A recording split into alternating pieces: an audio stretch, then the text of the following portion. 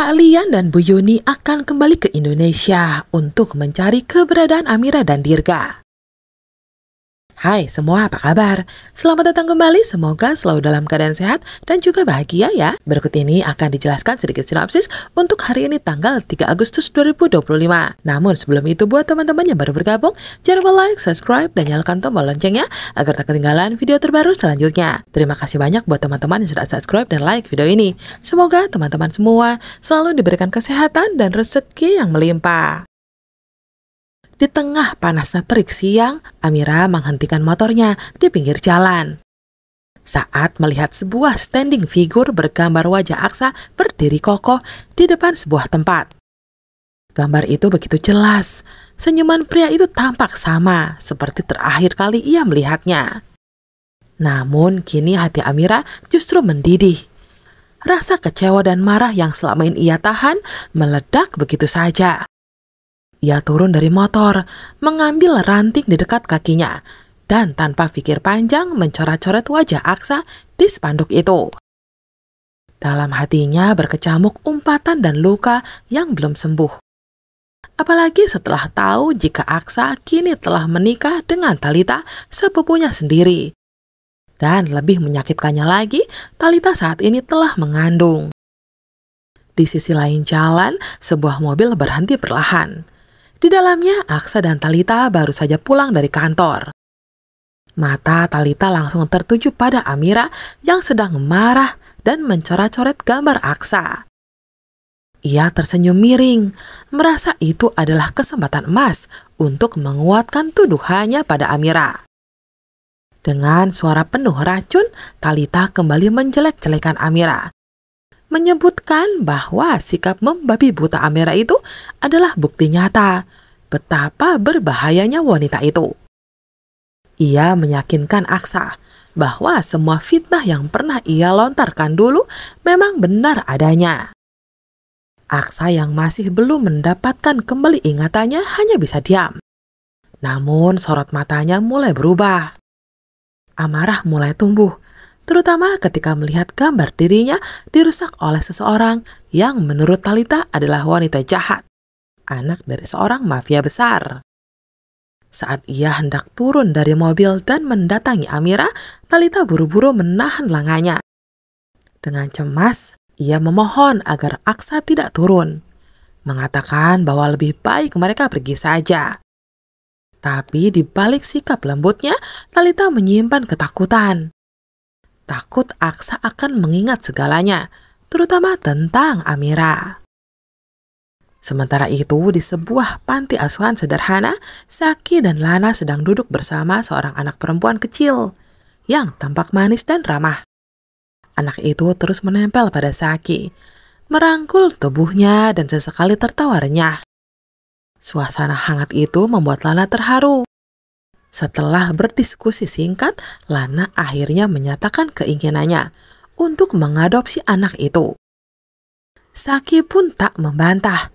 Ia menyambut keputusan Lana dengan senyum lebar dan membayangkan betapa rumah mereka akan terasa lebih hidup dengan kehadiran anak kecil tersebut. Tak jauh dari tempat Amira bekerja, suasana tiba-tiba menjadi kacau ketika seorang copet berlari dikejar warga. Dalam kepanikannya, copet itu bertabrakan badan dengan Amira yang baru saja selesai mengantarkan penumpang. Dalam hitungan detik, si copet menyerahkan uang hasil curian ke tangan Amira. Lalu ia pun kabur. Seketika itu Amira terdiam, kaget dan belum sempat berpikir. Warga sudah meneriakinya. Tanpa banyak pilihan, ia ikut berlari, tak ingin dijadikan sasaran amarah para massa. Pelariannya membuat nafasnya tercekat. Langkahnya terhenti saat secara tak sengaja ia berhadapan langsung dengan Aksa. Dunia seolah membeku sesaat. Hati Amira bergetar, ada luka lama yang seakan terbuka kembali. Di sisi lain, Aksa menatap wanita itu dalam-dalam. Ada rasa aneh yang ia rasakan, perih, kehilangan, dan kasihan yang datang tiba-tiba. Meskipun pikirannya berkata lain, hatinya justru ingin tahu lebih banyak. tentang wanita yang kini tampak ketakutan dan sedih di depannya. Sementara itu, di negeri jauh, Pak Lian tampak terbaring di ranjang rumah sakit dengan selang infus di tangan. Bu Yuni baru saja menerima kabar dari dokter bahwa kondisi suaminya sudah membaik.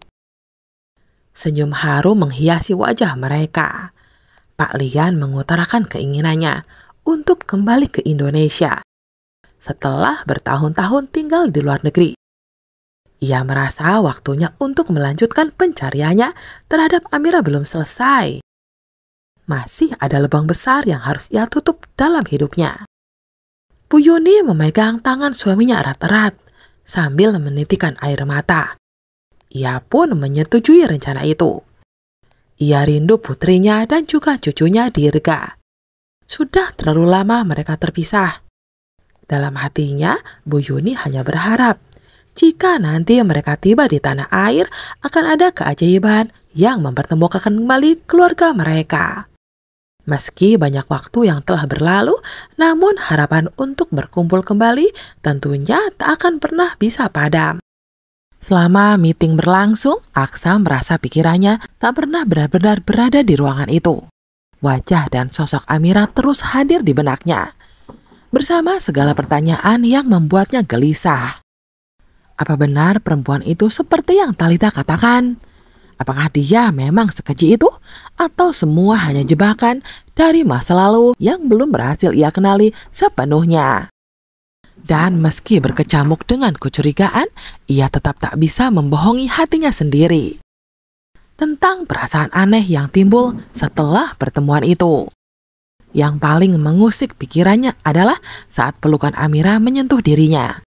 Ada keyakinan yang tak bisa dijelaskan, seperti pelukan seseorang yang telah lama ia kenal dan rindukan. Dalam hati kecilnya ada penolakan kuat terhadap tuduhan bahwa wanita itu jahat.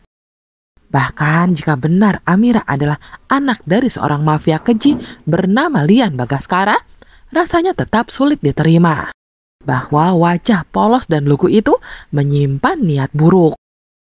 Tak tahan dengan keraguan yang terus menghantui, Aksa pun mulai menyusun rencana untuk mencari tahu kebenaran di balik kecelakaan dan kehilangan ingatannya. Sementara itu, di sisi lain, hidup Amira terus bergulir dalam kesabaran. Hari-harinya dihabiskan untuk merawat Dirga yang kini harus rutin menjalani pengobatan karena gangguan ginjal. Dalam ujian yang bertubi-tubi itu, ia beruntung masih ditemani oleh sosok-sosok baik seperti Dokter Lana dan Zaki yang menjadi tumpuan di tengah kesendiriannya. Lana yang juga sangat peduli pada kondisi Dirga tak hanya membantu dari sisi medis,